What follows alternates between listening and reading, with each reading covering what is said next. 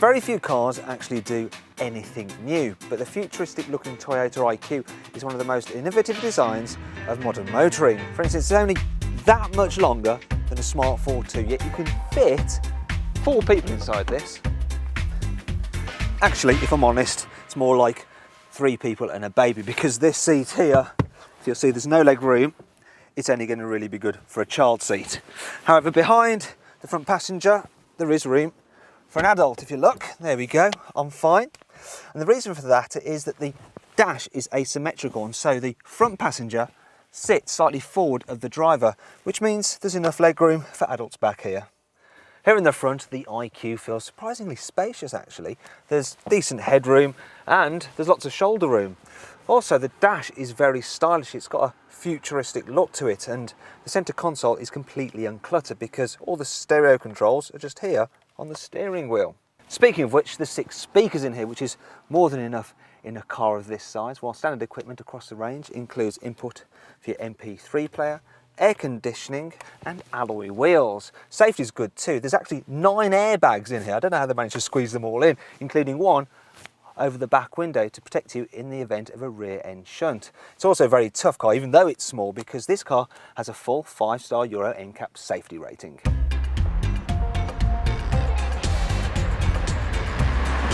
Needless to say, the IQ is best suited to town use. For instance, you sit quite high, which gives you a good view ahead, or the controls. They're nice and light, which make it easy to manoeuvre. The cabin is well insulated from outside noise, and the small boxy shape make it easy to nip through gaps in traffic or parking places that really don't exist to other drivers. However, the best thing has to be the tight turning circle, which is pretty much like that on a forklift truck, because it allows you to U-turn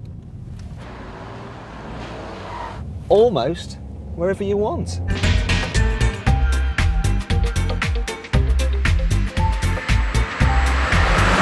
The entry-level 1-litre engine is pretty much the one to go for because it offers you 65 miles per gallon and it's exempt from road tax. The only problem is that while nippy enough round town at higher speeds and on the motorway, well, you have to do quite a bit of planning if you want to overtake somebody.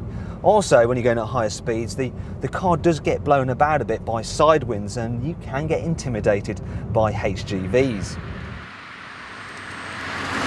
As for other problems, well, as you're probably noticing right now with the shaky picture, the ride is pretty bouncy. Also, the handling is not exactly confidence inspiring because the steering is vague and the front tyres don't give you all that much grip.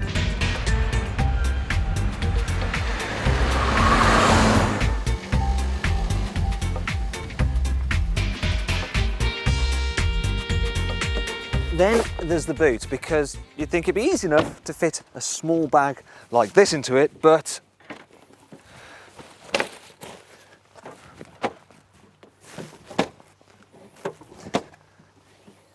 you can't. So you have to fold down the rear seats if you want to carry any luggage, which means you can either carry things or people, not both. Finally, there's the price, because the IQ is more expensive than more practical city cars such as the Fiat Panda. That said, it will hold its value well come resale time, has Toyota's legendary build quality, a 5-year warranty, and really, overall, it's a very clever little car.